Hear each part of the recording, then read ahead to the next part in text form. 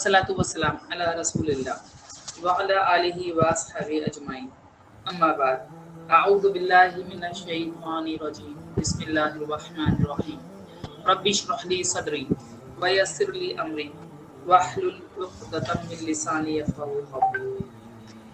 चलिए पहले Islamic greeting से विश करती हूँ। अस्सलामु अलैकुम व रहमतुल्लाहि व बरकातुहू। ओके, चलिए मैं इंशाल्लाह सूरह बकरा की आयत नंबर 4 to 8 एक्सप्लेन करूँगी इंशाल्लाह। चलिए मैं प्रेजेंट कर देती हूँ।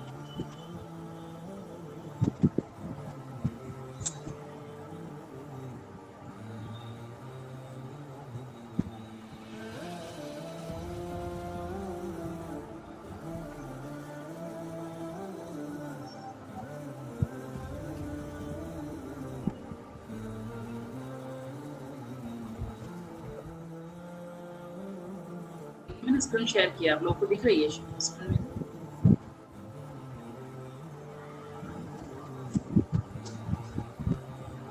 हाँ दिख रही है भाभी। दिख रही है, ओके। चलिए देखिए आयत नंबर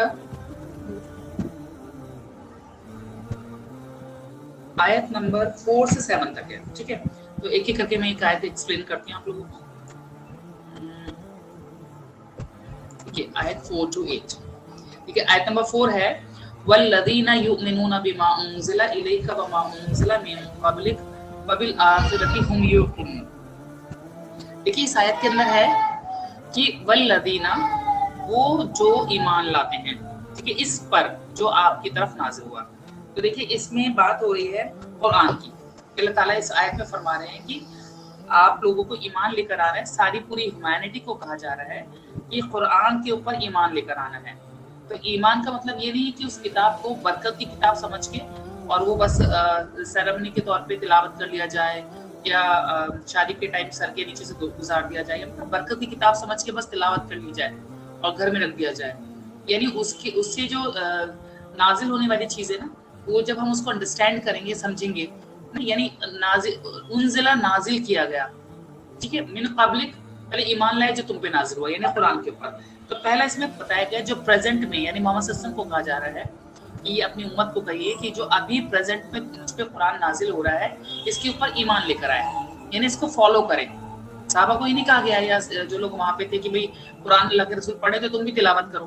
नहीं, कहा जा रहा है कि ये कुरान जो अल्लाह के रसूल के ऊपर नाजिल हो रहा है, तो तुम लोग भी वो सब रूल्स को फॉलो करने जो भी इस कुरान के अंदर तुम्हारे नाजिल हो रहे हैं। देखिए कुरान में क्या नाजिल हो रहा था ना, उस वक्त में जो जो सिचुएशन थी उसके हिसाब से कुरान की आयतें नाजिल हो रही थी। जैसे फॉर एग्जांपल अल्लाह के रसूल ने हज़रत ज़ैनब, जो एक बहुत अच्छी फैमिली की, मोहम्मद सल्लल्लाहु अलैहि वसल्लम के फूफी की बेटी थी, बहुत ही अच्छी फैमिली की, एक रॉयल फैमिली की लेडी थी, उनका निकाह आज़ाद, अपने जो गुलाम थे उनको आज़ाद, हज़रत ज़ैद को आज़ाद किया अल्लाह के रसूल ने। तो आज़ाद गुलाम थे, वो गुलाम थे ना, पहले उन्हें आज़ाद किया। आज़ाद गुलाम का स्टेटस कुछ भी नहीं था उस सोसाइटी के अंदर। उनका निकाह एक रॉयल फैमिली की लेडी से करा दिया गया। अब दोनों का निकाह हो गया। तो अल्लाह के रसूल की बात खत्म करनी थी कि रेसिज्म नहीं है, कोई बड़ा छोटा नहीं है, इंसान नेक, वो भी नेक थी हज़रत ज़ैनब, और हज़रत ज़ैद भी जो थे वो बहुत नेक थे, दोनों नेक थे। लेकिन दोनों के बीच में बन नहीं रही थी, क्योंकि उनके अंदर थोड़ा रॉयल चीज थी, तो वही चीज चाहती थी, उसमें रही, खाना पीना सब कुछ था। एक इंसान जैसा रहता है उसी लोगों के साथ बातें करना और सब था, कहने को दोनों नहीं थे। इधर हज़रत ज़ैद जो थे वो बहुत उनको महसूस होता था कि हाँ ये बहुत बड़ी फैमिली की है, रॉयल है, मैं इनके सामने कंफर्टेबल नहीं हूँ। आके बार बार दोनों अल्लाह के रसूल से कहा करते थे, अल्लाह के रसूल हम कंफर्टेबल नहीं है आपस में। तो अल्लाह के रसूल समझाया करते थे, नहीं तुम लोग ईमान वाले हो, दीन वाले, समझा के भेज दिया करते थे। और अल्लाह के रसूल को बात मालूम थी ये ज़ैनब बहू है उनकी, अल्लाह के रसूल की, अब अल्लाह ताला उनका निकाह करा देंगे, जन्नत में निकाह होगा इनका, दुनिया में भी नहीं होगा। अचानक आयत नाजिल होगी और ये मोहम्मद तुम्हारा निकाह कर दिया हमने, जाओ दे अपनी वाइफ को। तो अल्लाह के रसूल को ये था इतना बड़ा मेरे ऊपर टेस्ट आने वाला है, वो घबरा रहे थे अल्लाह के रसूल इस टेस्ट से कि मैं लोगों के सामने कहूँगा कि मेरा बहू से निकाह कर दिया गया है। क्योंकि उस जमाने में मुंह बोले बेटे को सगे बेटा जैसा माना जाता था, बिल्कुल सगे बेटा जैसा। तो अल्लाह को ये बात खत्म करनी थी कि मुंह बोला बेटा मुंह बोला ही होता है, किसी और का बेटा किसी और का ही होता है, और सगा बेटा सगा ही होता है। यानी ये इस आयत के बाद जब ये नाजिल हुई थी, उसके बाद ये हो गया था कि अब आप अपने इस बच्चे को, जिसको तुम कहते हो कि हज़रत ज़ैद बिन हारिसा से तुमने ज़ैद बिन मोहम्मद किया ना, वापस हटा दो, क्योंकि हराम है इस्लाम के अंदर किसी के बेटे को अपना नाम देना। फादर का ही नाम लगता है उसके आगे, कोई लगा ही नहीं सकते, हराम है। ये मैं नहीं कह रही, बड़े बड़े स्कॉलर्स के पद में है, ठीक है, जो अरब के जो स्कॉलर्स है उनकी बात कर रही हूँ, क्योंकि कुछ लोगों ने बना रखा नहीं दे सकते हैं, ऐसा कुछ नहीं है, बट मैं बात कर रही हूँ ऑथेंटिक, जो ऑथेंटिसिटी की। ये हराम है कि अपने मुंह बोले बेटे को कोई भी अपना नाम नहीं दे सकता, ठीक है। तो अल्लाह के रसूल उनको समझा के भेज दिया करते थे, लेकिन फिर अल्लाह ने आयत नाजिल कर दी, क्योंकि अल्लाह ताला को खत्म करना था ये कि मुंह बोला बेटा जो होता है, तो नंबर एक वो अपना सगा होता ही नहीं, ना उसको नाम दे सकते। तो दोनों का क्या करा, अल्लाह के रसूल निकाह हो गया, अल्लाह के रसूल आए, हज़रत ज़ैनब उस टाइम आटा गूंद रही थी बैठी हुई किचन में। तो मतलब किचन क्या होता था उस जमाने में, बस घर के अंदर आटा गूंद रही थी, बिना दुपट्टे के थी, मतलब सर पे दुपट्टा नहीं था, एकदम अल्लाह के रसूल सीधा घर के अंदर एंटर कर दिए, क्योंकि अल्लाह के रसूल को मालूम था जैद और ज़ैनब बस दो ही होंगे और कोई नहीं, तो मेरा निकाह हो चुका है जन्नत में। तो अल्लाह के रसूल सीधा घर के अंदर एंटर किया और जाके हज़रत ज़ैनब के सामने घबरा गई, क्या हुआ एकदम कैसे अंदर आ गई है बिना सलाम के, अचानक क्या हुआ इनको, और ये अंदर आ गई और मैं दुपट्टा नहीं, और ये मतलब ना महरम है भी तो मेरे लिए। तो अल्लाह के रसूल ने कहा, ज़ैनब अल्लाह ताला ने तुम्हारा निकाह मेरे साथ जन्नत में करा दिया है, अब तुम मेरी वाइफ हो, अब मैं तुम्हें लेने आया हूँ। तो वो इतनी खुश हुई कि खुशी तो ज़माने में आता है कि उनके गले में कुछ था, उन्होंने ताकत की कनीज़ को दिया, जो भी इतनी खुशी की मैं मतलब अपने दिल के अंदर ये बात लेके कुड़ती रहती थी, मेरा निकाह मतलब भोला मजाक से क्यों किया, मैं रॉयल फैमिली की, तो मेरा रॉयल फैमिली के साथ ही निकाह होना चाहिए था। तो ये सब चीजें उस टाइम में ऐसी ऐसी आयतें नाजिल होती जा रही थी, जैसे जैसे सिचुएशन थी ऐसी ऐसी, यानी क्या मतलब था, कुरान नाजिल हो रहा है तो उसको फॉलो करना है, मानना है, ये नहीं ये आयत नाजिल हो गई भाई मुंह बोला बेटा तुम्हारा सगा बेटा नहीं हो सकता, तो बहू भी नहीं है तुम्हारी वो, ठीक है, तो यानी तो उसको फॉलो करना है ना। अब अल्लाह के रसूल जब लेकर आए तो लोगों ने पता नहीं क्या क्या बातें बनाई, क्या क्या अल्लाह के रसूल को पता नहीं क्या क्या कहा, क्या क्या नहीं कहा, अल्लाह के रसूल को क्या क्या मजाक नहीं उड़ाया, लेकिन अल्लाह ताला अल्लाह के रसूल ने कहा ये आयत नाज़िल हुई, अल्लाह का हुक्म है, आप सबको मानना पड़ेगा। तो साहबा ने जो इस्लाम कबूल कर चुके थे उन्होंने माना, जो नहीं कर रहा था तो मजाक उड़ाया उन्होंने, बहुत बुरा भला कहा, ठीक है। तो ये मानना पड़ेगा, तो इसका मतलब है वल्लज़ीना युमिनूना बिमा उनज़िला, जो तुम पे नाजिल हुआ है उसको फॉलो करो, फिर वमा उनज़िला मिन क़ब्लिक, और जो तुमसे पहले यानी जो तौरात और इंजील है उसको भी मानना पड़ेगा, वबिल आखिरती, और आखिरत को। तो तीन चीजों की बात हो रही है, लेकिन देखिए सीक्वेंस कैसे टूट रहा है इसके अंदर। तो ये सीक्वेंस कोई एक पर्पस, कोई एक रीजन है जो सबकॉन्शियस में हमारे है, उसको डाला गया है कि क्रोनोलॉजिकल जो सीक्वेंस टूट गया, यानी पहले प्रेजेंट की पास्ट की बात, प्रेजेंट की बात हो रही है, कुरान की बात हो रही है, कुरान पे ईमान लाओ। नंबर 2 पास्ट की बात हो रही है, इंजील तौरात पे भी ईमान लेकर आना है। नंबर 3 फ्यूचर में, आखिरत में, यानी पहले प्रेजेंट आ रहा है, पहले प्रेजेंट फिर पास्ट फिर फ्यूचर, कहने को क्या होना चाहिए, पहले पास्ट होना चाहिए, पहले पास्ट की बात होनी चाहिए, फिर प्रेजेंट की, फिर फ्यूचर की। क्रोनोलॉजिकल मतलब पहले बात होनी चाहिए, पहले की पास्ट की, तौरात इंजील की, फिर कुरान की। बट अल्लाह ताला इसमें उस ऑर्डर को तोड़ है और कह रहे नहीं, पहले कुरान पे ईमान लेकर आओ, फिर जो तुमसे पहले नाजिल हुआ उस पर ईमान लेकर आओ, उसके बाद फ्यूचर पर। तो देखिए ऐसा क्यों हुआ, क्यों कहा गया, क्योंकि जो मदीना में जब अल्लाह के रसूल आ चुके थे, मदीना में नाजिल हो रही है आयतें, तो मदीना में कौन रहते थे, यहूदी और नसारा, ठीक है। यहूदी और नसारा किस पे यकीन रखते थे, इंजील और तौरात पे इंजील रखते थे। तो उसके अंदर इतनी सारी चीजें हाईलाइट की गई है, इतनी गलत चीजें लिखी गई हैं जो यू कांट एक्सेप्ट अबाउट नूह अलैहिस्सलाम। कैजुअली उनके बारे में जो हॉरिबल बातें की गई हैं कि he was very horrible human being, बहुत ही खराब बातें उनके बारे में लिखी गई है। और तौरात इंजील में उन्होंने क्या क्या बदल दिया, उन्होंने आखिरत का कॉन्सेप्ट ना ऑलमोस्ट लॉस्ट कर दिया, जो फंडामेंटल पीस इस्लाम का। अगर आखिरत ना हो तो इंसान को मतलब कहाँ से ताकत मिलेगी। आपके साथ मेरे साथ कोई बुरा करता है तो हम क्यों सब्र करते हैं, अल्लाह के तो हिसाब होने वाला है। कितनी बड़ी स्ट्रेंथ मिलती है हमारे अंदर, ईमान का कितना बड़ा ये हमारे लिए फंडामेंटल है, कितना बड़ा स्ट्रेंथ मिलती है और कितनी बड़ी चीज है ये। तो तौरात और इंजील में तो ये ऑलमोस्ट खत्म ही हो चुका था उनके यहाँ, ठीक है। और उन्होंने ऐसी ऐसी चीजें मतलब इस दुनिया के बारे में कि दुनिया में रहेंगे, जिएंगे। आज भी आप यहूदियों से बात करो ना, यहूदी नसारा से कि भाई आखिरत के बारे में क्या कहते हो, तो कहते हैं हाँ ठीक है, बट हमारे लिए it's not a big deal आखिरत। अभी तो हमारे लिए प्रेजेंट की बात करना जरूरी है, हम इस दुनिया में अच्छे अमल करें, दुनिया में रहें। आखिरत मतलब ठीक है, मतलब कुछ मानते कुछ नहीं मानते, क्योंकि बाइबल के बीच में सारे वो हो चुके हैं और इसमें भी 3 ग्रुप बन चुके हैं, ठीक है। तो अगर हम तौरात इंजील को पहले मानेंगे तो फिर कुरान का कॉन्सेप्ट तो आखिरत के बारे में, बार बार आखिरत की बात हो रही है, तो फिर ये मानना मुश्किल हो जाएगा।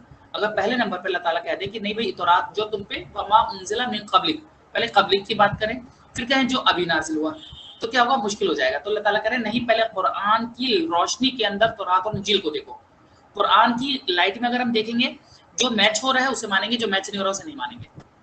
तो इसलिए इसमें क्रोनोलॉजिकल सीक्वेंस को तोड़ा गया है, ठीक है। और इस तरह हम कंपेयर कर सकते हैं कुरान को कि how Quran correct what Bible says, तो जो उसके अंदर चीजें उसको हम करेक्ट भी कर सकते हैं। तो कितनी अच्छी रिलेशनशिप इन दोनों स्क्रिप्चर के बीच में जोड़ दी गई है। तो कितना खूबसूरत अल्लाह ताला की स्पीच है, मतलब जो हमें बताती है कि क्योंकि इंजील में कॉन्सेप्ट है ही नहीं, इसका आखिरत का कॉन्सेप्ट ही नहीं है। और लेकिन हमारे लिए इंजील और तौरात स्टिल वैल्यू, जब हम दोनों रिलीजन को कंपेयर करते हैं तो उसके लिए हमारी वैल्यू है। लेकिन कब, जब हम दो रिलीजन के बीच कंपेयर करते हैं कि भाई नूह अलैहिस्सलाम भी है, ईसा अलैहिस्सलाम भी हैं, इतने सारे रसूलों का जिक्र है उनके तौरात इंजील में, तो हम मानते हैं नूह अलैहिस्सलाम के साथ ऐसा हुआ, ईसा अलैहिस्सलाम, बहुत सारी बातें मैच होती हैं, तो हम उनको उनके अपने कुरान की लाइट में उनके स्क्रिप्चर को रख के दीन की दावत देते हैं हमको, ठीक है। और नंबर दो एक चीज और है, देखिए क्यों कहा गया कि पहले कुरान पर, नंबर एक, अल्लाह के रसूल ने दो उंगलियां उठाई और इशारा किया दो उंगली को मिला के कि मेरे और मेरे बाद आखिरत है, बस बीच में कुछ भी नहीं है, यानी मेरे बाद कयामत है, बस यानी मेरे बाद कोई रसूल नहीं आएगा, मेरे बाद कोई किताब नाजिल नहीं होगी, मेरे बाद कुछ नहीं आएगा। यानी ईसा अलैहिस्सलाम भी आएंगे तो मोहम्मद सल्लल्लाहु अलैहि वसल्लम के बंदे बन के, मतलब उनके भी वो बन के आएंगे, वो हमारे उम्मत में से आएंगे, रसूल बन के नहीं आएंगे, आएंगे तो उम्मत बन के ही आएंगे। लोगों से पूछेंगे मैंने कब कहा था कि तुम मुझे खुदा मानो, मैंने कब कहा मैं खुदा का बेटा हूँ, मैंने कब कहा कि मैं तुमको जन्नत में लेके जाऊंगा, क्योंकि उनके इसमें लिखा हुआ है कि ईसा अलैहिस्सलाम जो है वो उनके थ्रू जितने भी ईसाई होंगे ना, सब के सब उनके थ्रू जन्नत में जाएंगे। तो फिर क्वेश्चन आता है कि भाई अच्छा उनसे पहले जो लोग आए वो किसके थ्रू जाएंगे? ईसा अलैहिस्सलाम जो आए वो अपने उम्मत को लेके जाएंगे, तो उससे पहले की उम्मत का क्या होगा? तो वो अजीब अजीब क्वेश्चंस करते हैं, अजीब अजीब थ्योरी बताते रहते हैं, यानी उनका खुद का कॉन्सेप्ट क्लियर ही नहीं इस बात को लेकर के। तो इससे कहा गया कि वल्लज़ीना युमिनूना बिमा उनज़िला, पहले कुरान पे ईमान लेकर आओ, बाद में लेकर आओ जो उससे पहले नाज़िल हुआ है, फिर उसके बाद आखिरत पे लेकर आओ, ठीक है। और देखिए कितने सारे लोगों ने, अल्लाह के रसूल ने कहा क़यामत से पहले कितने सारे लोग जो है ना वो प्रॉफिट होने का दावा करेंगे। अभी तक 100 से ज्यादा लोगों ने अपने आप को प्रॉफिट होने का दावा किया है, जैसे अहमदियों के बारे में आपने सुना होगा, है ना। और ऐसे अभी एक ग्रुप भी तैयार होते रहते हैं जिसमें एक ने कहा कि एक नई किताब कुरान बना के लिया है, और एक नया नबी बना के, मतलब क्या क्या कुरान की जैसी किताब बना के लिया है, उसमें क्या क्या चीजें लिखनी है, फिर वो मतलब खुद ही छोड़ देते हैं। तो ऐसे वो बार बार क्लेम करते रहते हैं, तो क्योंकि कज़्ज़ाब जो हैं जो क्लेम करते हैं, तो इसलिए कहा गया कि नहीं अब कोई नबी नहीं आएगा। यहूदी अगर अहमदियों के पास जाके दीन की दावत दें कि कुरान की साफ सूरह बकरा खोलो, उसमें आयत नंबर 4 देखो, साफ साफ लिखा है कि कुरान पे ईमान लेकर आना है, फिर उसके बाद सीधा आखिरत की बात हो रही है। और सिर्फ इसमें नहीं, इतनी सारी जगह कुरान में जिक्र है, अगर आप सूरह खोलेंगे ना, बनी इसराइल में इसका जिक्र है, ठीक है। सूरह रहमान में देखिए अल्लमल कुरान अर्रहमान अल्लमल कुरान खलकल इंसान, मतलब पहले कुरान नाजिल किया, उसके बाद कयामत का जिक्र है कि फिर उसके बाद क्या है, वशजरो वन्नजमो वशजरो यस्जुदान, ये सब के सब क्या करें, सजदा कर रहे हैं, और ये सब के सब खत्म हो जाएंगे। यानी उसके बाद अल्लाह का कुरान के बाद जिक्र आ रहा है कि ये सब की सब चीजें वशजरो वन्नजमो वशजरो यस्जुदान वस्समा अरफाहा ववदअल मीज़ान, तो मतलब उससे पहले ऊपर क्या है कि ये जो स्टार्स हैं सब टूट जाएगा, सब के सब जमीन खत्म हो जाएगी, मतलब सीधा कयामत का जिक्र है कुरान के बाद। यानी कुरान नाजिल किया, इस पे ईमान लाओ, उसके बाद सीधा आखिरत के ऊपर, ठीक है। इस तरह बहुत सारी सूरह है, इसमें डे ऑफ जजमेंट का जिक्र है कि अब डे ऑफ जजमेंट की तैयारी करो, ठीक है। तो इस आयत को समझ में आया होगा आप लोगों को, तो आप इस आयत को अच्छे से समझ सकते हैं, लोगों को समझा सकते हैं। नेक्स्ट देखिए, वमा उनज़िला मिन क़ब्लिक वबिल आखिरति हुम यूक़िनून, ठीक है। अल्लज़ीना युमिनूना बिमा उनज़िला इलैका वमा उनज़िला मिन क़ब्लिक वबिल आखिरति हुम यूक़िनून। ये मैंने आयत आपको समझा दी कि वो कि जो भी मोहम्मद सल्लल्लाहु अलैहि वसल्लम के ऊपर कुरान जो नाज़िल हुआ उसके ऊपर आपको यकीन रखना है, और इसके बाद जो आयत नंबर 5 देखिए, उलाइका अला हुदन मिन रब्बिहिम व उलाइका हुमुल मुफ्लिहून। अब देखिए उलाइका अला हुदन, देखिए इसमें हुदन वर्ड आ रहा है, हुदन, ये जो हुदन है ना इस पर तन्वीन है, तो इसको तफखीम कहा जाता है। हुदन ये जो है, इसको अगर अरबी के टर्म्स में देखेंगे ना, तो ये लेटर जो है जिसके ऊपर तन्वीन होता है इस तरह का, ये हुदा हो सकता था, लेकिन हुदा की जगह इसके ऊपर इसका मतलब होता है तफहीम, मतलब होता है ट्रूली गाइडेड, ट्रूली मतलब कोई डाउट नहीं है, ऐसा इंसान ट्रूली गाइडेड है। कौन सा? जो रब्बिहिम अपने रब की तरफ से, व उलाइका हुमुल मुफ्लिहून, और वही दैट दोज, देखिए पीछे की बात हो रही, दोज थर्ड सेकंड पर्सन जो यहाँ पे नहीं है ना, हाजा हाजानी हाउलाए, फिर तिलका ताने का उलाइका, तो वो लोग जो दूर की बात हो रही है, दूर की यानी अल्लाह के रसूल के ज़माने में सहाबा की बात हो रही है, उस जनरेशन की बात हो रही है, क्योंकि वो बेस्ट जनरेशन थी, ठीक है। वो ईमान लाने वाले जो थे वो बेस्ट पीपल थे, उनकी बात हो रही कि उनकी उसको जो हिदायत अल्लाह ने दी थी, वही लोग, ऐसे ही लोग आपको बनना है, हुमुल मुफ्लिहून, और वही फलाह पाने वाले लोग थे। अब देखिए इसके अंदर बहुत ही इंपॉर्टेंट चीज है कि देखिए फलाह पाने वाले, फलाह जो है ना किसान को कहा जाता है। किसान क्या होता है देखिए, यानी इस आयत को समझने के लिए ये बहुत बड़ी बात है कि इस दुनिया में हमें लॉट्स ऑफ हार्ड वर्क करना है, बहुत ही मतलब हार्ड वर्क करना है अपनी आखिरत की तैयारी करने के लिए। ये नहीं इस दुनिया में हम बस सुबह और रात हमारी कैसे होती है, बस जो दिल को अच्छा लगा वो काम कर लिए, जो हमें इंपॉर्टेंट लगे, खाना पकाना, जाना, सब्जी और शॉपिंग और ये बस बच्चा, ये सब लगता है बस यही काम इंपॉर्टेंट है। हजरत फातिमा क्या करती थी, क्या उनका घर नहीं था वहाँ तो वॉशिंग मशीन नहीं थी, वहाँ तो मिक्सी नहीं थी, मिक्सर नहीं था, वहाँ पे तो वहाँ पे मेड्स नहीं थी, लेकिन वो उन्होंने तो स्टडी भी किया, सिखाया भी, बच्चे भी पाले, 5 हजरत फातिमा के 5 बच्चे। और आपको पता है हजरत फातिमा का इंतकाल कौन सी उम्र में होता, 30 साल की उम्र में, 30 साल की उम्र में इंतकाल हो गया था, 28 या 30 साल की उम्र में इंतकाल हुआ हजरत फातिमा का। 5 बच्चे उनकी उम्र, बल्कि 6, 3 बेटियां और शायद 3 बेटे हुए थे शायद, या 2 बेटियां 3 बेटे, ऐसे 5 या 6 बच्चे हुए थे उनके। 30 साल की उम्र में उन्होंने कितने लोगों को पढ़ाया, उनके नाम से यूनिवर्सिटी तक खुली। तो वो लोग, और हाथ में वो, उनके हाथों में छाले पड़ जाते थे, चक्की में आटा पीसती थी तो वो हाथों में छाले पड़ जाते। और उसके बारे में फिर आपने स्टोरी पढ़ी कि हज़रत अली को भेजा एक बार कि जाके गुलाम लेकर आइए, तो अल्लाह के रसूल फिर बाद में लंबी स्टोरी है कि फातिमा दुनिया में हम लोग जो है ना रोल मॉडल बना के भेजे गए, यानी हम, और तुम रात को ही तस्बीह पढ़ लिया करो, तुम्हारी थकान दूर हो जाएगी। और प्रैक्टिकली अगर आप यकीन मानिए, जब भी आप बहुत थके हुए हैं ना, रात को सोने से पहले तस्बीह फातिमा पढ़ लिया करें, यकीन मानिए इतनी अच्छी आपकी नींद आएगी और लगेगा सारी आपकी थकावट दूर होगी। तो बहुत बेस्ट फॉर्मूला अपनी इसको दूर करने का। तो देखिए उलाए का जो किसान है ना, वो क्या करता है, पहले बीज को बोता है, क्रॉप उसकी तैयार होती है, फाइनली जब वो उसमें बहुत मेहनत करता है, उसे बचाता है किस किस से, बर्ड से, इंसेक्ट से, उसका पूरा ध्यान रखता है, और फिर जाकर के साल में एक बार उसकी क्रॉप तैयार होती है, फिर उसे तोड़ता है, उसे छांटता है, उसे अलग करता है, कितना करता है, फिर वो सबको बेचने के लिए तैयार करता है। तो सेलिब्रेशन का डे होता है उसका, साल के अंदर जो एक दिन होता है, ईयरली उसका वो टाइम होता है, तो वो बहुत खुश होता है। तो इसी तरह कहा गया है कि ये जो है ना, उलाए कौमुल मुफ्लिहून, फल्लाह, किसान की तरह हो तुम, है ना, you what you reap what you sow, जो बोओगे वही पाओगे। दुनिया में जो तुम अच्छे काम करोगे वो सब कुछ ही तुमको आखिरत में मिलने वाला है। तो तुम्हें लॉट्स ऑफ हार्ड वर्क करना पड़ेगा अपने आखिरत के लिए, किसान बनना पड़ेगा तुमको। यानी हुदन, जो हिदायत जो है वो किसको मिलेगी, जो अल्लाह हुदन, हिदायत अपनी, यानी वो लोग हैं जो अपने रब की तरफ से हिदायत है पर, हिदायत पर वही लोग हैं होंगे जो लोग क्या है, हार्ड वर्क करने वाले हैं, आखिरत में ध्यान रखने वाले हैं। देखिए एक चीज और है, इसमें बोलेंगे कि भाई हिदायत तो मुत्तकी लोगों के लिए, जो ऊपर हमने आयतें पढ़ी हैं, अलिफ लाम मीम ज़ालिकल किताबु ला रैब फीह हुदल लिल मुत्तकीन, हुदल लिल मुत्तकीन, हिदायत है मुत्तकी के लिए। अब आप बोले हिदायत तो बस अल्लाह ताला मुत्तकी को देने वाला है, लेकिन अल्लाह ताला ने कुरान में जिक्र क्या किया है, हुदल लिन्नास, हिदायत तो पूरी ह्यूमैनिटी के लिए है। देखिए अल्लाह ताला कभी कभी ऐसे वर्ड्स जो यूज कर रहे हैं ना अल्लाह सुब्हानहू व तआला कि हुदल लिन्नास, तो कहीं पे हुदल मुत्तकीन, यानी ये जो है ना अल्लाह ताला बताना चाहता है कि कुरान डिमांड्स पॉन्डरिंग, कि तुम कुरान के ऊपर पॉन्डर करो, तफक्कर करो, तुम गौर फिक्र करो, समझो उसको कुरान को। तो क्वेश्चंस जब तुम कुरान पढ़ने बैठोगे, इतने सारे क्वेश्चंस तुम्हारे दिमाग में आएंगे, क्रिएट क्वेश्चंस, और फिर उसका आंसर ढूंढने के लिए तुम जब कुरान को स्टडी करोगे, अंडरस्टैंड करोगे, तब तुम एक्सपीरियंस कर पाओगे इसको कि हिदायत मुत्तकी लोगों के लिए कैसे। इसका एग्जांपल ऐसे है कि क्लास में एक टीचर है, वो कहता है देखो एक किताब है, ये बुक मैं तुम सबको दे रहा हूँ, और ये जो है ना ओपन इन्विटेशन, मतलब अल्लाह ताला इसमें ओपन हुदल लिन्नास, एक ओपन इन्विटेशन है कि ये तुम सबके लिए है किताब, तुम सबके लिए किताब है, इसको सबके सब टाइम दो। Actually you have to take out the time and take the benefit from this book. जब तुम इस टाइम निकालोगे अपनी जिंदगी में, इसको सीरियसली तुम इस किताब को पढ़ोगे, तभी तुम फायदा उठाओगे, तभी तुम पीपल ऑफ तकवा वाले बन जाओगे, ठीक है। और ये सब कुछ जो है, ये सबको चांस दिया गया है, हुदल लिन्नास, सबको। जब तुम करोगे, गौर फिक्र करोगे और सीरियस होंगे इस किताब को लेकर के, तभी तुम इससे फायदा उठाओगे, और जब फायदा उठाओगे तभी तुम अल्लाह से डरने वाले बनोगे, तभी तुम मुत्तकी बनोगे, और जब तुम मुत्तकी बनोगे तभी तुम्हें हिदायत मिलेगी।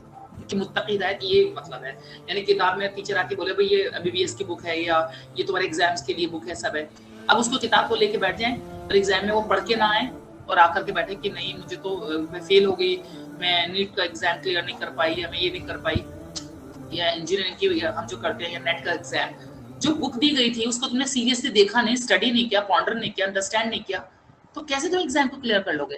तो अल्लाह ताला कह रहे हैं कुरान भी वही किताब है, इसके ऊपर सोचो, क्वेश्चंस तुम में क्रिएट होंगे, उसका आंसर ढूंढो, मैं तुम्हें आंसर गारंटेड दूंगा।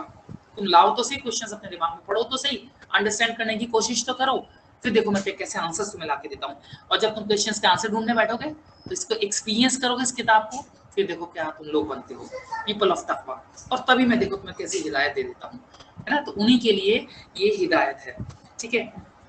और अच्छा, मुत्तकी जो है ना, इसके लिए एक जनरल लैंग्वेज होती है। अल्लाह ताला कभी कभी एंग्रली मतलब गुस्से में भी बोलता है अल्लाह ताला, तो वो एक जनरल लैंग्वेज होती है। जैसे हम कहते हैं ना, लोग मुझे हर्ट करते हैं, पीपल हर्ट मी, तो पीपल का मतलब पूरी दुनिया थोड़ी हर्ट करती है हमको, उनमें से कुछ लोग कहते हैं ना, तो लैंग्वेज होती है। तो इस तरह अल्लाह ताला कह रहे हैं कि हिदायत है अपनी रब की तरफ की दोस्त उन लोगों के लिए, तो पर्टिकुलर उन लोगों के लिए नहीं बात हो रही। अल्लाह ताला ने सबके लिए ओपन इनविटेशन है, सबके लिए हिदायत है। बट पहले तुम लोगों को क्या करना पड़ेगा, सीरियस होना पड़ेगा इस किताब के साथ, इस किताब को समझना पड़ेगा। अब देखिए अफसोस की बात है, इस किताब को मैं यकीन मानिए मैं कोशिश करती हूँ कि अच्छे से अच्छे करके इस किताब को मतलब आप लोगों को समझाऊं, पढ़ाऊं, लेकिन देखिए कितने कम लोग आते हैं। देखिए इन्ना लिल्लाहि व इन्ना इलैहि राजिऊन, 4 ही लोग आए इस क्लास के अंदर, अभी तक 18 लोग आते थे, 18 में से देखिए लोग आते आते कैसे शैतान ने रोका कि 3 ही लोग आए हैं। आज तो एक्चुअली वो 3-4 लोगों ने तो बेचारे जो आते रेगुलर हैं, वो प्रॉब्लम है कि किसी की पार्टी है घर के अंदर और कुछ तस्नीमबाजी आ ही नहीं पाई इसमें, तो कितनी अफसोस की बात है ना कि लोग नहीं आ रहे हैं। तो अल्लाह ताला उनकी परेशानी को दूर करें। ओके, अच्छा एक चीज़ और इसमें बताती हूँ कि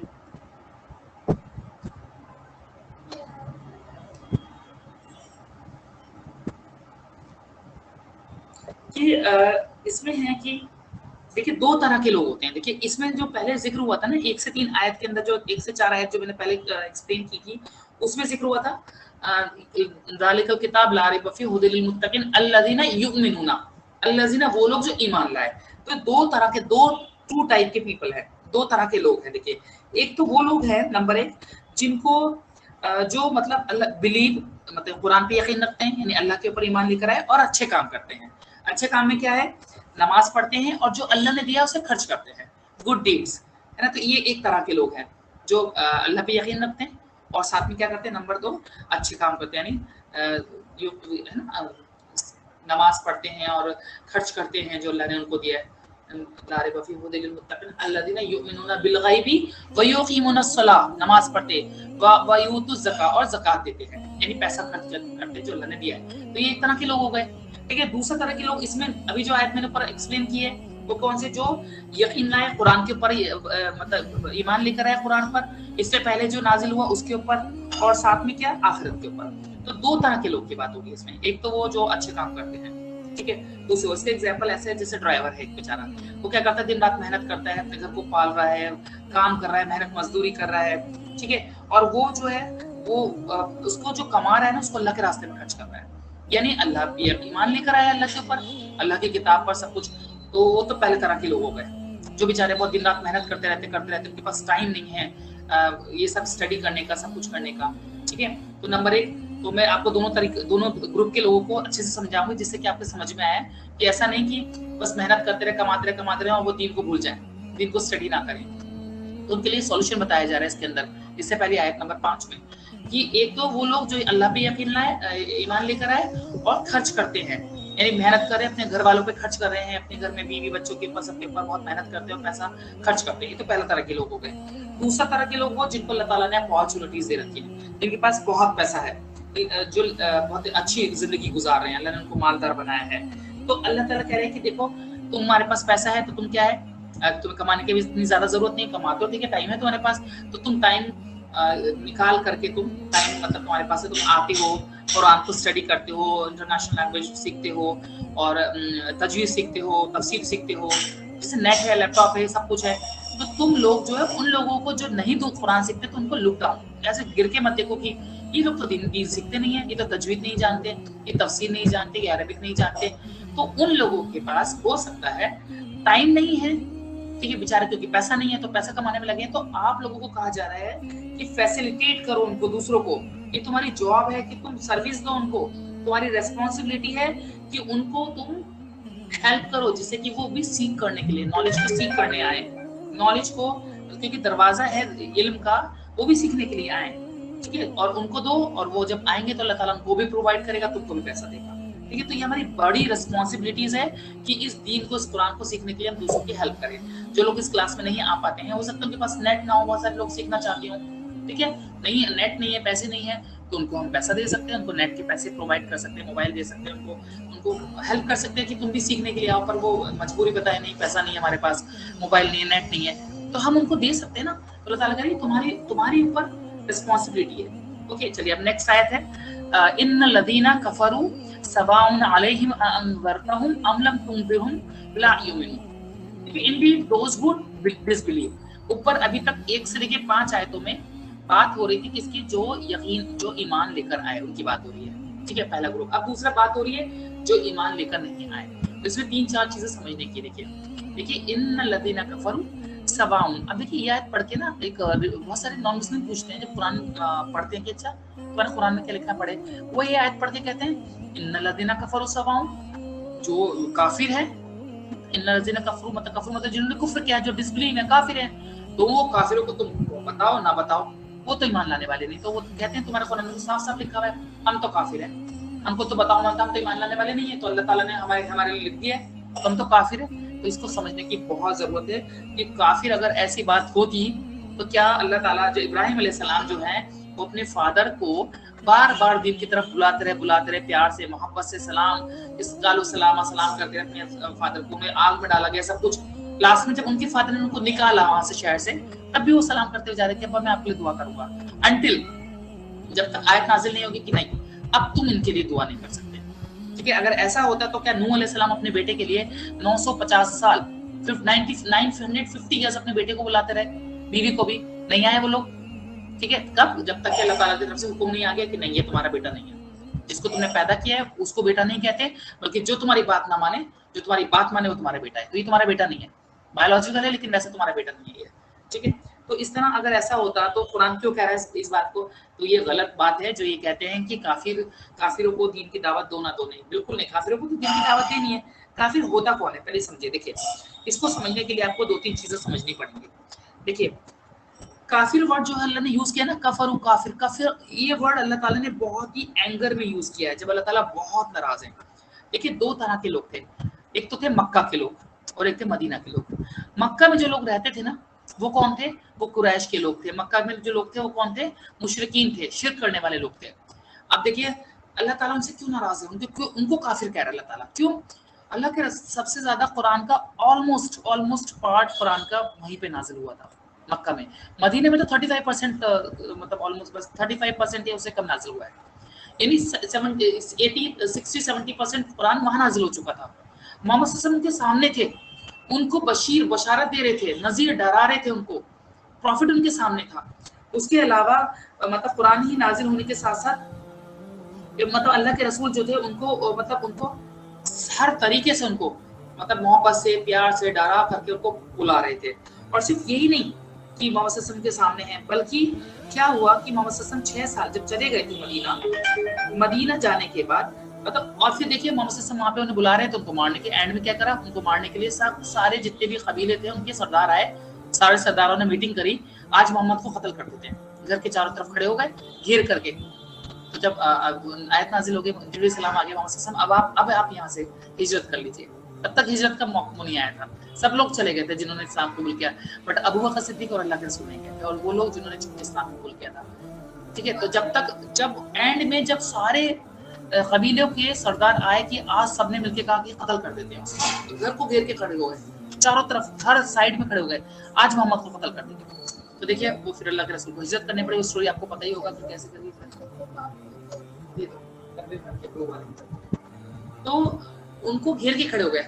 तो देखिए कितना मतलब क्यों नहीं कहेगा अल्लाह ताला कि तुम रसूल तुम्हारे पास आ रहे हैं मोहब्बत से, इतना उम्दा अखलाक जिसका, जो मोहब्बत से तुम उसकी इंसल्ट कर रहे हो, उसको मार रहे हो, उसके बच्चों को मार रहे हो, उसको सोशल बाइकआउट कर रहे हो, उसको खाना पीना सब बंद कर दिया, पत्ते खा के गुजारा कर रहे हैं, इतना तुम जुल्म कर रहे हो उसके ऊपर, फिर भी वो तुमसे मोहब्बत कर रहा है, फिर भी तुम्हें बुला रहा है। फिर उसके बाद हिजरत करने के 6 साल के बाद अल्लाह के रसूल वापस अपने साहबा के साथ हज करने आए, बिल्कुल पीसफुली। तो उसमें अल्लाह के तो उन्हें हज नहीं करने दे रहे। फिर अल्लाह के रसूल हजरत उस्मान को जो एम्बेसडर बनाए गए थे उन्हें भेजा, तो उनको क्या करा? घर के अंदर कैद कर लिया।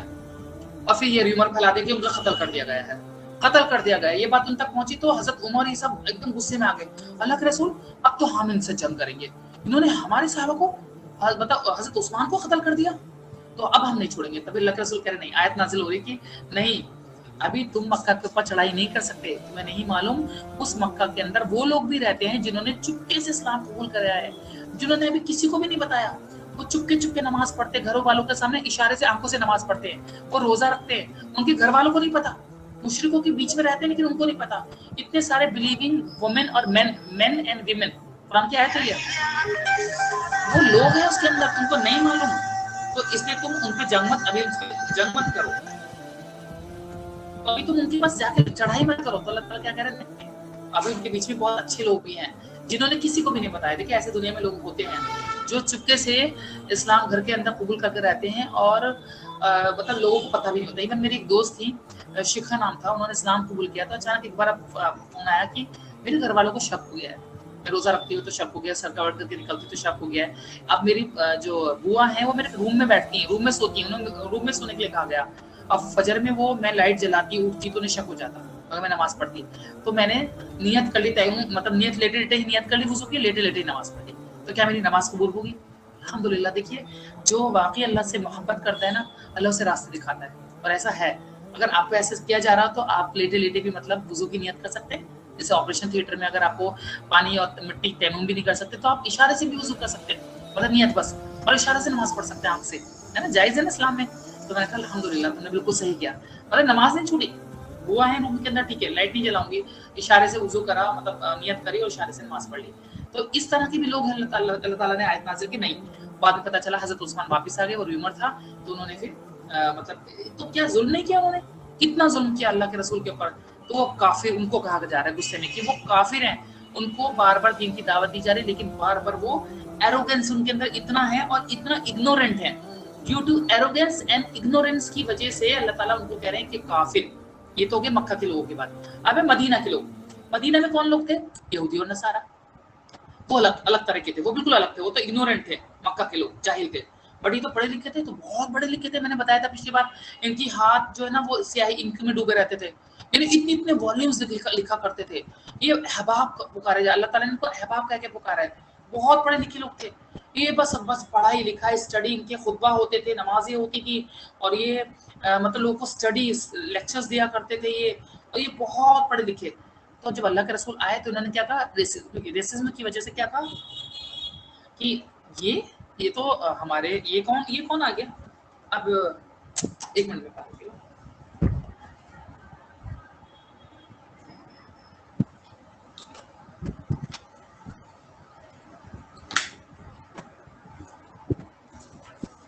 तो वो लोग जो थे वो बहुत पढ़े लिखे थे, यहूदी नसारा, है ना, वो तो स्कॉलर थे बड़े बड़े। तो अब उनको वो जो लोग थे वो भी अल्लाह के रसूल के वर्स्ट एनिमी बन गए। कैसे बन गए? अल्लाह के रसूल ने आके कहा भाई मैं रसूल हूँ। अब उनको रसूल मानने का मतलब क्या है? अब इनकी बात माननी पड़ेगी, समीना व अताना, सुनना पड़ेगा, इताअत भी करनी पड़ेगी। यानी हमारे लेक्चर्स तो सब बेकार, हमारी किताबें सब बेकार, हमारे टीचर्स सब बेकार, हमारे स्कॉलर्स सब खराब। अच्छा वो क्या करते थे, अपने अपने उम्मत को कहते थे, अपने जो लोग थे उनको कहते थे ये जो बाइबल है तुम्हारे समझ में आने वाली बात नहीं है, तुम सिर्फ फतवा लिया करो, तुम्हारे पल्ले पड़ने वाली बात नहीं है, तो आके जो भी प्रॉब्लम हो हमें बताया करो, हम तुम्हें पढ़ के बता देंगे।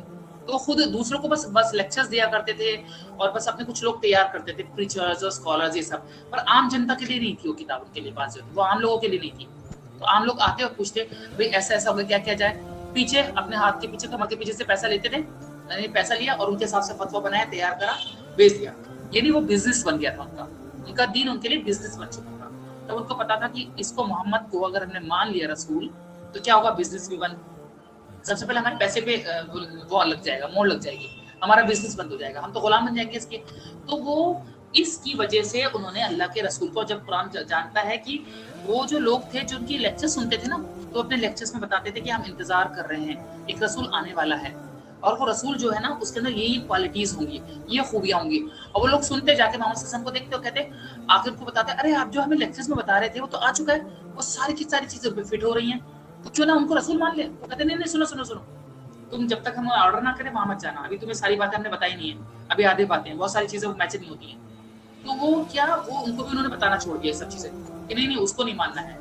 तो ये क्या था, ये क्राइम ही तो था ना, कितना बड़ा क्राइम था कि तुम किताब में जो लिखा हुआ है उसे छुपा रहे हो। तो अल्लाह ताला ये तो फरमा रहे हैं, इनसे कहना अपनी किताब को देखो, तुम्हारी किताब के अंदर जो है, तुम उस किताब के अंदर जो चीजें लिखी उसी को छुपा रहे हो तुम, है ना, उसी को तुम बदल रहे हो, उसी को बदल रहे हो तुम, किताब के अंदर जो लिखा हुआ है। तो देखिए ये उनका एक बहुत बड़ा क्या क्राइम था, इसलिए अल्लाह ताला उन्हें गुस्से में पुकार रहे हैं कि ये वो लोग हैं जो कौन है, जिन्होंने जुर्म किया। तो दो लोगों की बात हो रही है, जो मक्का में मुशरिक थे, उन्होंने क्योंकि अपने एरोगेंस की वजह से और इग्नोरेंस की वजह से अल्लाह के रसूल को ठुकरा दिया। इधर मदीना में पढ़े लिखे लोग थे, अहबाब थे, स्कॉलर्स थे, इन्होंने सिर्फ अपने पैसे बिजनेस की वजह से और अपने आप को पढ़ा कि हम बड़े हैं। अब देखिए ना, कोई इंसान बहुत बड़ा है और लोगों के बीच उसकी बड़ी इज्जत है ना, और आकर के इज्जत की वजह से अब पता चले कोई और आके बड़ा बन गया तो उसकी इज्जत तो कम हो जाएगी ना, हमारी इज्जत भी कम हो जाएगी, पैसे भी कम हो जाएगा, हमारे ये स्कॉलर्स भी आम जनता बन जाएगी। तो इन्होंने रेसिज्म की वजह से कि भाई हमारे तो अब तक सारे हमारे इसहाक अलैहिस्सलाम की कौम में से आ रहे थे, यहूदी कौम में से आ रहे थे, ये अचानक हमारे बिल्कुल अलग से कैसे आ गया, इस्माइल की कौम में से कैसे आ गया, तो हम तो नहीं मानते।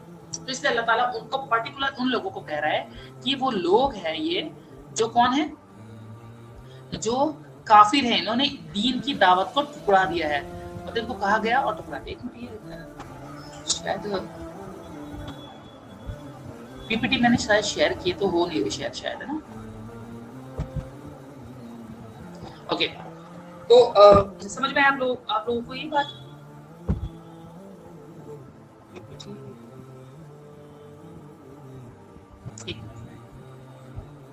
देखिए मैंने शेयर कर रखी पीपीटी, आप लोगों को दिख रही है क्या?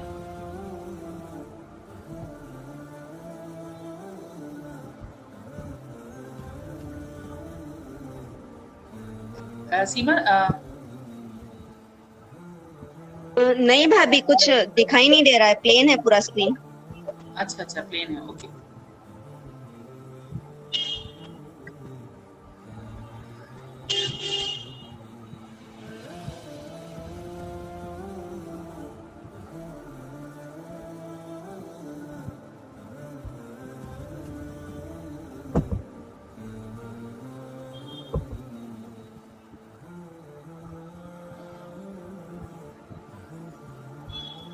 नेट में कभी कभी प्रॉब्लम आ जाती है तो गायब हो जाता है बीच बीच में।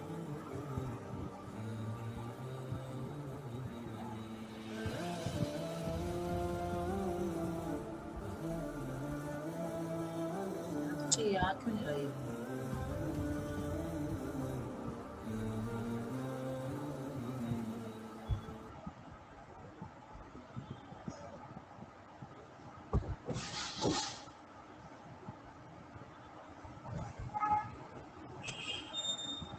चलिए ठीक है, वो पता नहीं नेट की वजह से नहीं आ पा रहा, क्यों नहीं आ रहा, अभी तो शो कर रहा था, अभी अचानक शो नहीं कर रहा है। आवाज तो मेरी क्लियर आ रही है ना?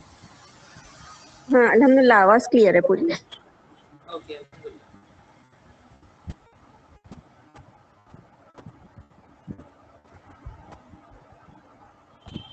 ओके, अच्छा मैं ये ओके। चलिए, इन्नल लज़ीना कफ़रू सवाउन अलैहिम अअंज़रतहुम अम लम। तो अल्लाह ताला कह रहे हैं कि ये जो काफिर है, जिन्होंने तुम्हें एरोगेंस की वजह से, इग्नोरेंस की वजह से, या किसकी वजह से, कि अल्लाह ताला कुरान में फरमाते हैं कि ये इंतजार कर रहे थे रसूल के आने का, और इनको पता है ये तुमको मोहम्मद ऐसे पहचानते हैं। कुरान की आयत है कि यहूदी नसारा तुमको ऐसे पहचानते जैसे अपने बेटों को पहचानते हैं। इनको पता है कि तुम रसूल हो, तुम सच्चे रसूल हो, और जिनका इंतजार करते वही हो तुम, लेकिन सिर्फ तुमको नहीं एक्सेप्ट कर रही है। तो इसलिए अल्लाह ताला कह रहा है, गवाही दे रहे हैं, इनको मालूम है तुम रसूल हो, फिर भी नहीं मानते। तो इसलिए अल्लाह ताला कह रहे हैं अब ये काफिर है, क्योंकि इनको एक मैसेज, काफिर का मतलब होता है इनकार करना, यानी कुछ चीज आपको बताया जाए, आपको समझ में आ जाए, आप एक्सेप्ट ना करें उसको, यानी आप कन्विंस भी हो गए हैं पर आप एक्सेप्ट ना करें। तो क्यों ना करें?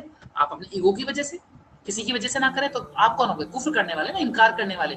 बात समझ में आ रही है फिर भी इनकार कर रहे हैं, उसे कहा जाता है काफिर। तो ये आम जनता की बात नहीं हो रही। अगर कोई कहे ना आपके कुरान में तो लिखा है काफिरों को तो अल्लाह ताला हिदायत देगा ही नहीं, काफिरों को बताओ ना बताओ, तो सॉरी, ये आम लोगों की बात नहीं हो रही। अल्लाह ताला गुस्से में उनको कह रहा है जिनको बताया गया मैसेज, कन्वे किया गया, उन्होंने समझा और फिर उसको क्या करा, छोड़ दिया और उसे इनकार कर दिया। तो इनको अल्लाह ताला कह रहे समझाओ मोहम्मद, ये ना समझा, ये ईमान लाने वाले नहीं है, इनके बारे में कहा जा रहा है। ठीक है, फिर आगे देखिए नेक्स्ट आयत नंबर 7 है, कि खतमल्लाहु अला कुलूबिहिम व अला समइहिम व अला अबसारिहिम गिशावा, कि अल्लाह ताला ने अब क्या करा, अब इनके दिलों को मोहर लगा दी है। तो देखिए खत्म मतलब होता है एक बॉटल जो होती है ना, बॉटल वो पूरी पानी से भर जाए, ये आसान हो गई। तो मैं रुक जाती हूँ, इंशाल्लाह मैं 2 आयतों को अच्छे से एक्सप्लेन करती हूँ।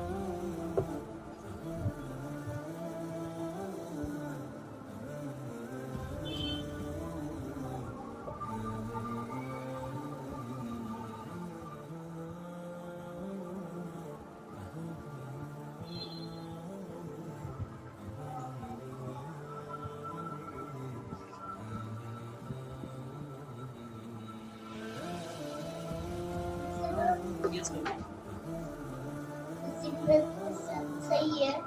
अल्हम्दुलिल्लाह।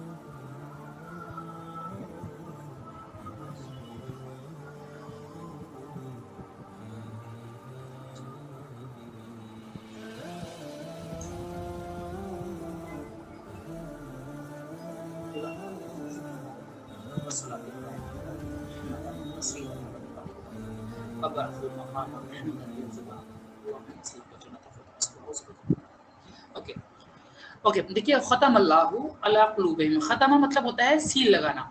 यानी एक पानी की बोतल जो है, अगर अरबिक में इसके मीनिंग देखेंगे ना तो अलग अलग मीनिंग बताए गए हैं, ठीक है। तो उसमें अरब में अरबिक लैंग्वेज के हिसाब से एक पानी की कोई भी बॉटल है, कोई भी बॉटल है, ठीक है, वो पूरी फिल है, उसके ऊपर सील लगा दी ऊपर से, बिल्कुल जैसे मिनरल वाटर होता है ना, उस पर सील लगा दी जाती है, तो सील लगा दी गई है। खत्म मतलब था सील लगा देना, ठीक है। जैसे खाना, किसी में गरम गरम खाना है, ऊपर से उसको लिड लिड लगाने को भी कहा जाता है, ढक्कन लगा दिया उसके ऊपर, तो बिल्कुल कवर कर दिया उसको। तो खत्म मतलब होता है सील लगाना, यानी बिल्कुल फिनिश कर दिया, मतलब वो चीज अब वो फुल पूरी परत फुलफिल हो चुकी है, भर चुकी है, अब उसमें कुछ भी नहीं हो सकता, एकदम डन, डील डन, मतलब बिल्कुल डन कर दिया गया उसको, पूरा कंप्लीटली उसको बंद कर दिया गया है। तो अल्लाह ताला कह रहे हैं कि कुलूबिहिम अला समइहिम, कि अल्लाह ताला ने उनके दिलों के ऊपर मोहर लगा दी है, ठीक है। फिर व अला समइहिम, व अला समइहिम, फिर उनके कानों के ऊपर, व अला अबसार, फिर आंखों के ऊपर, ठीक है, पर्दा डाल दिया है।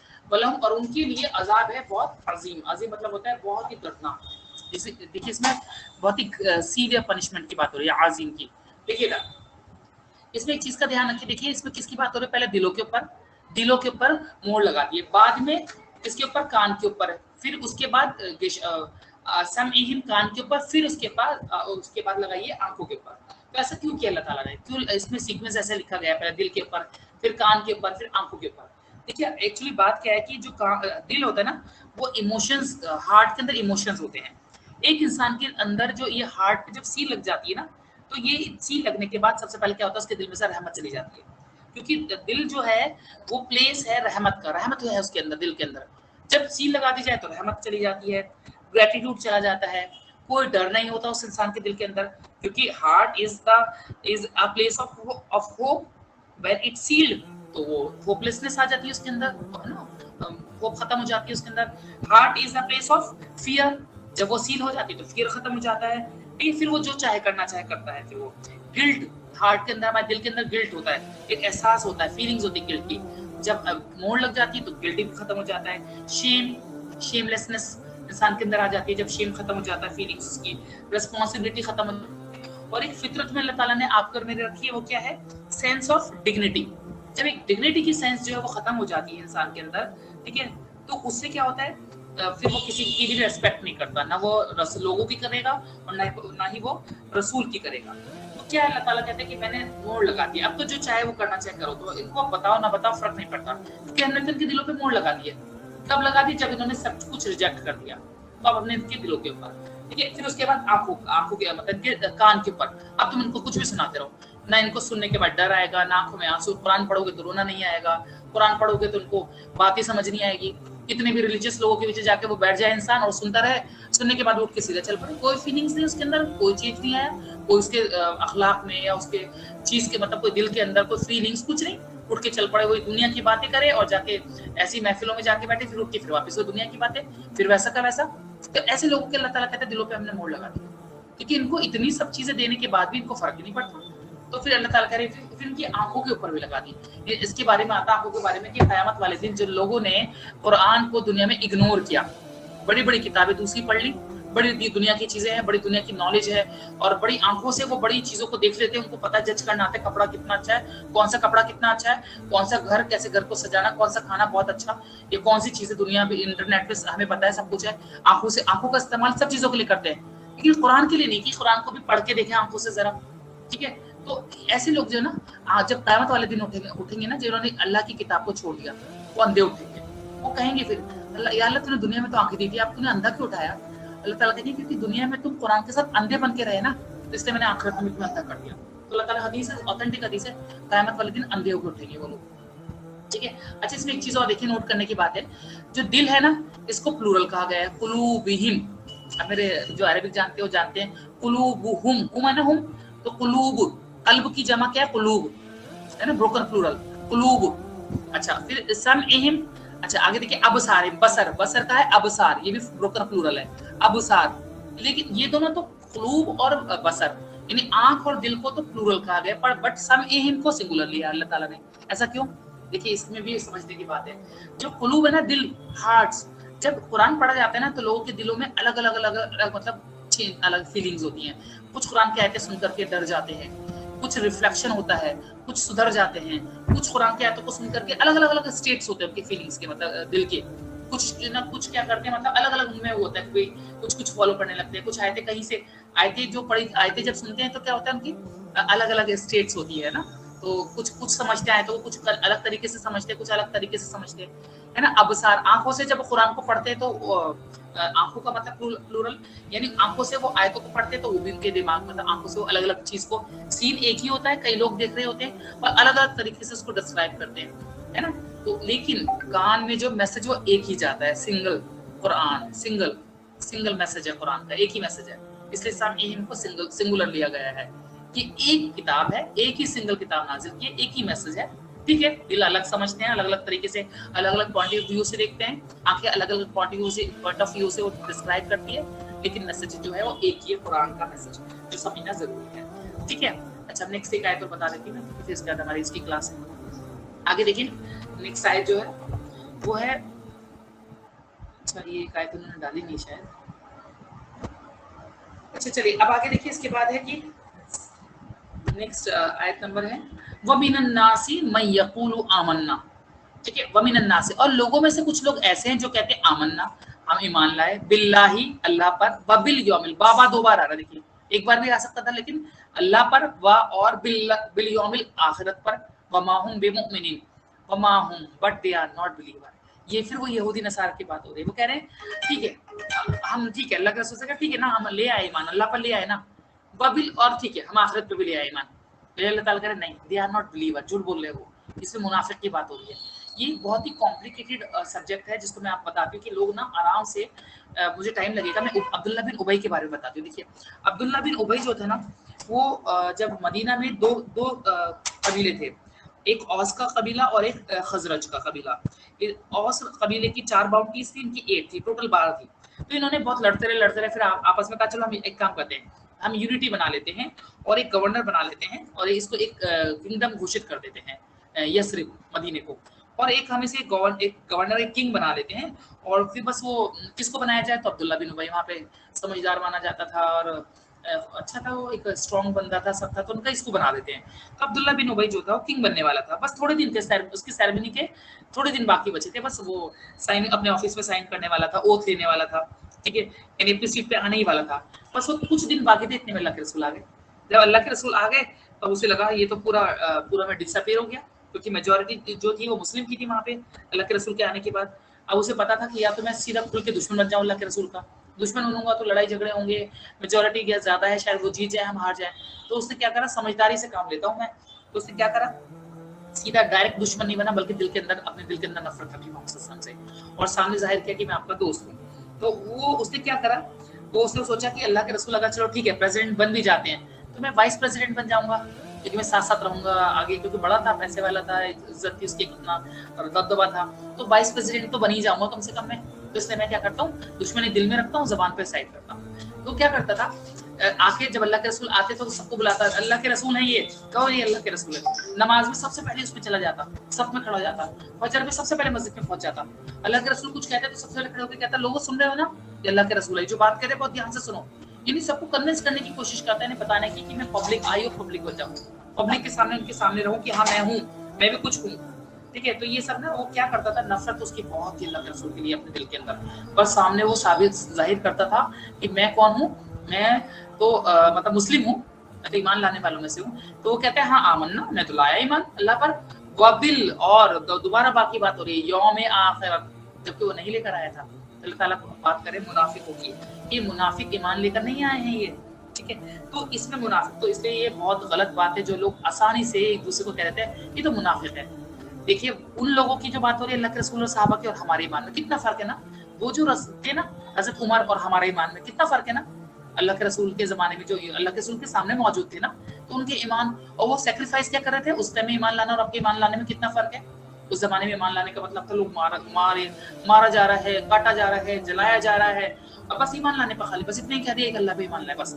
आज का ईमान लाना तो कितना आसान है ना, बहुत आसान, पढ़ा समझा ठीक है ले आते ईमान, कोई बात नहीं, चले जाते, छोड़ छाड़ दी कंट्री सब, ये कमा लेंगे, छोड़ देंगे माँ बाप को, सबको, कौन जुल्म करने वाला है, ठीक है। तो वो ईमान ऐसी उस जमाने में जो उन्होंने मुनाफिकत की थी ना, अल्लाह के रसूल को देखा, इनकार किया, समझा, माना, उसके बाद अल्लाह के रसूल को इनकार कर दिया उन्होंने। तो वो अबू जहल जैसे आज हो सकते हैं क्या, या वो फिरौन जैसे अना रब्बुकुमुल आला, मैं हूँ तुम्हारा आला रब, तो वो वाले और लोग जो उन्होंने इनकार किया और अब में बहुत फर्क है, तो उनको कहा जा रहा है वो मुनाफिक हैं। पर हम लोगों के बारे में अगर कोई किसी को बोलते हैं, देखिए ईमान की स्टेट, दिल की स्टेट होती है, ईमान घटता बढ़ता रहता है, किसी का ईमान घट के नीचे आ जाए तो ये कहेंगे तो मुनाफिक है। तो ये बहुत गुनाह की बात है किसी को भी मुनाफिक कहना। मुनाफिक अल्लाह ताला सिर्फ उनको कह रहे हैं जिन्होंने, और अल्लाह ताला देखिए अल्लाह की सुन्नत है, अल्लाह ने पूरे कुरान में कहीं पे भी अब्दुल्ला बिन उबई का नाम नहीं लिया है, मुनाफिकों की लिस्ट नहीं बताई, नाम लेके नहीं पुकारा किसी को, मुनाफिक को नाम मेंशन ही नहीं किया। तो अल्लाह की सुन्नत है कि अल्लाह ताला खुद नहीं कह रहा है मुनाफिक है, अल्लाह को पता है कौन है, लेकिन नहीं मेंशन किया। तो अल्लाह की सुन्नत हमें भी फॉलो करनी है कि हम देखें कि ये मुनाफिकत कर रहा है, लेकिन हम नहीं कह सकते, क्यों, क्योंकि हमें नहीं पता कब अल्लाह इसको हिदायत दे दे, पता नहीं कब किसको हिदायत। तो किसी को भी अपने से नीचे नहीं समझना, क्योंकि हमें नहीं पता कब अल्लाह ताला किसको हिदायत दे दे। तो इंशाल्लाह ये 6 आयतें हैं जो मैंने आपको समझाई, 8 आयतें, इंशाल्लाह फिर नेक्स्ट में 4 आयतें बताऊंगी। तो इंशाल्लाह आप लोग इंशाल्लाह मुझे उम्मीद है कि आप लोगों को समझ में आया होगा। और भी बहुत सारी चीजें थी मैं समझाना चाह रही थी, लेकिन खैर मैं नहीं करा पाई, क्योंकि और आप प्लीज आप लोग जो आए हैं, अल्लाह आप लोगों को तौफीक दे कि आप और ज्यादा कुरान की तफसीर समझने की कोशिश करें। और आप लोग प्लीज जितने भी लोग आए ना, तो अब आप लोगों की ड्यूटी है, जैसे मैंने बताया इसके अंदर की जो लोग नहीं आते ना, तो उनको कन्विंस करना आपकी ड्यूटी हो गई है। तो अल्लाह ताला आपको उस पर बहुत बड़ा अजर देगा कि जिस तरह आप लोग आए हैं, अपने दिल को मार करके अपने हर्डल्स को पार करते हुए, जैसे भी, और अभी तफसीर में भी तफसीर उसके लिए भी बैठने वाले हैं।